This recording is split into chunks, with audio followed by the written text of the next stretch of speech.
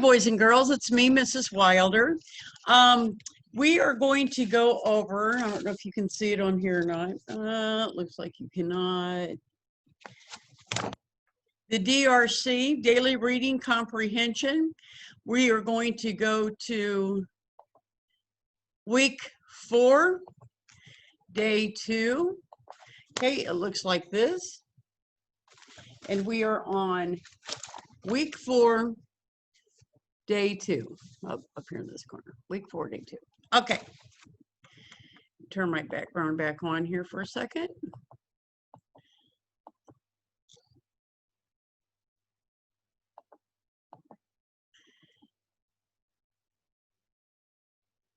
All right, here we go. Let me share my screen with you and we will get started.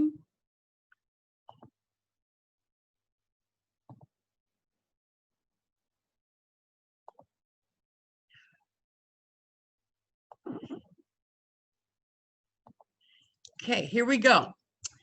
Once again, we are on week 4, day 2,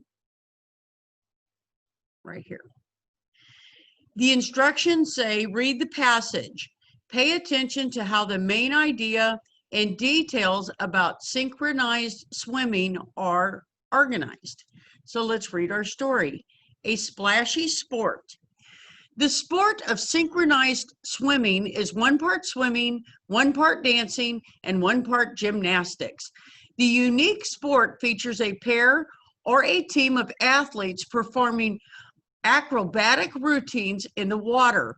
It is one of the most difficult sports because it requires concentration, athletic skill, endurance, and gracefulness. Professional synchronized swimmers need strong basic skills. They must be good swimmers and must be able to hold their breath underwater for long periods of time. They must also be able to tread water, supporting themselves without touching the bottom of the pool. The swimmers learn challenging moves such as holding themselves upside down vertically in the water while moving their legs and rotating their bodies. They also learn how to lift their teammates out of the water and to stay perfectly in sync with each other. You will find synchronized swim teams throughout the country. They compete with each other and give performances to audiences of all ages. The sport of synchronized swimming is sure to take your breath away, whether you're watching or participating. Okay, boys and girls, so let's look at our strategy practice. Let me go to my annotate here.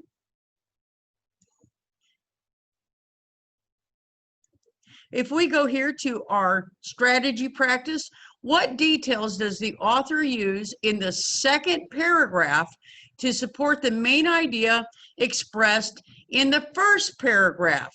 List at least 2 details. Okay, so let's go to the second paragraph. Oops, sorry.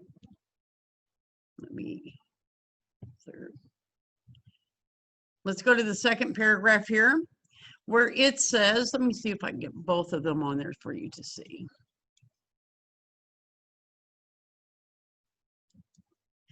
Here's the second paragraph. We have the first paragraph, second paragraph, and third. Professional synchronized swimmers need strong basic skills. They must be good swimmers and must be able to hold their breath underwater for long periods of time. They must also be able to tread water, supporting themselves without touching the bottom of the pool. The swimmers learn challenging moves, such as holding themselves upside down vertically in the water while moving their legs and rotating their bodies. They also learn how to lift their teammates out of the water and stay perfectly in sync with each other. You will find synchronized swim teams throughout the country. They can, we just need the second paragraph. I apologize. I just kept going. So we need to find out what details does the author use in the second paragraph to support the main idea expressed in the first paragraph. Well, in the first paragraph, it tells us that, sorry about that. In the first paragraph, it tells us about synchronized swimming being a sport. and it's part dancing, part swimming, and part gymnastics. So let's see what details in the second paragraph support that idea. All right, first it tells us they must be good swimmers and they must hold their breath underwater for long periods of time. Well, that's something. So we're going to say swimmers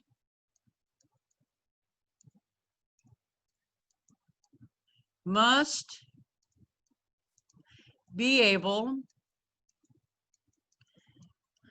to hold their breath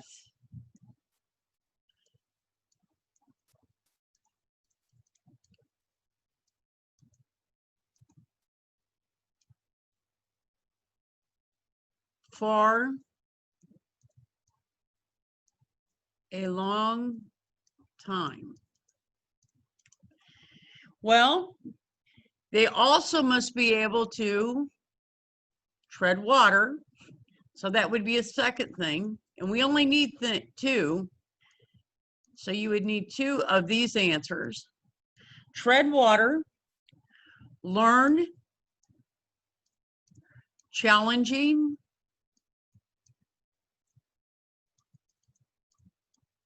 moves. Once again, that's still in the second paragraph. Here it is. The swimmers learn challenging moves. You could have chosen that. They must be able to, let's see, lift their teammates out of the water. So they need to be able to lift each other out of the water. And they need to all stay in sync. So, because it says it here, stay perfectly in sync with each other. So they need to stay in sync with each other. So you only had to choose one or choose two, because it says list at least two details. So we have one, they need to be able to hold their breath for a long time. Two, tread water. Three, learn challenging moves. Four, lift each other out of the water. And five, stay in sync. So you only had to choose two, but you had to choose two of those. Okay, let's go on to our multiple choice. And in our multiple choice, we have 4 questions that we can choose from. All right. Read each question. Fill in the bubble next to the correct answer.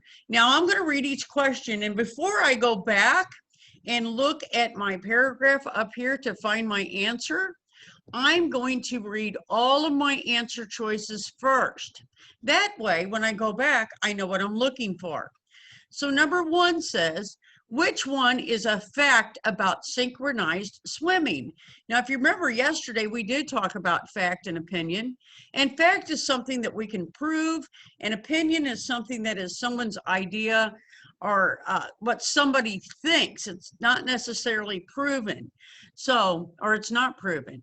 So number 1, which one is a fact about synchronized swimming? A, it is one of the most difficult sports. B, the moves are very challenging. C, routines include vertical positions. Or D, everyone enjoys watching it.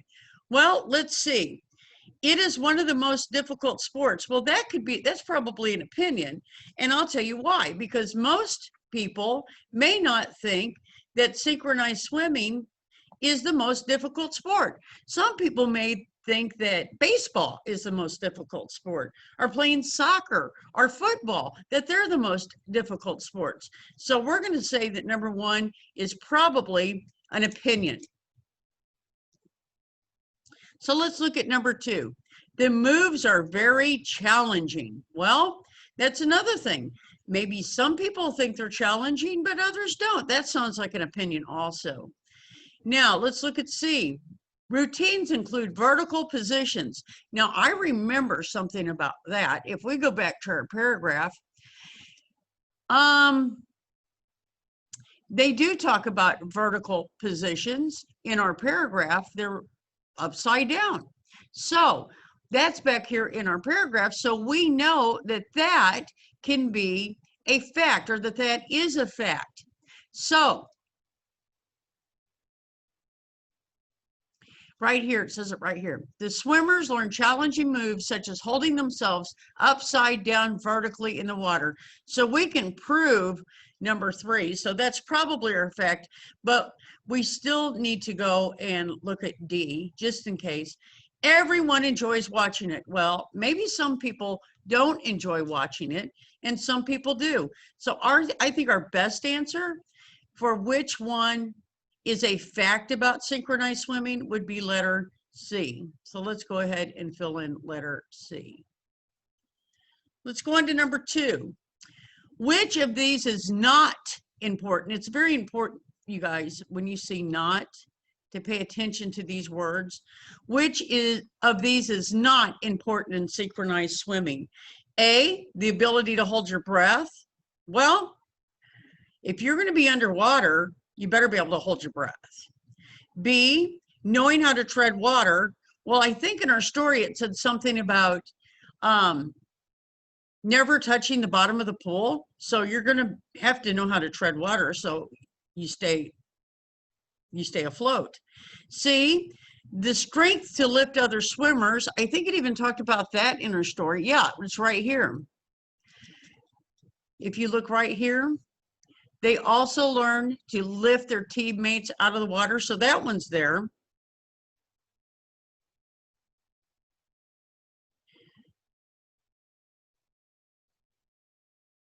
And D, the ability to touch the bottom of the pool. Now, it did say something about touching the bottom of the pool, but I think it was that they're not supposed to touch the bottom of the pool. So, therefore, I think for us, which one is not important in synchronized swimming?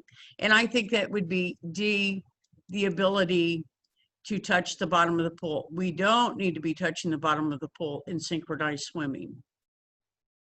Okay, let's go over to number 3. What do you think it means to tread water?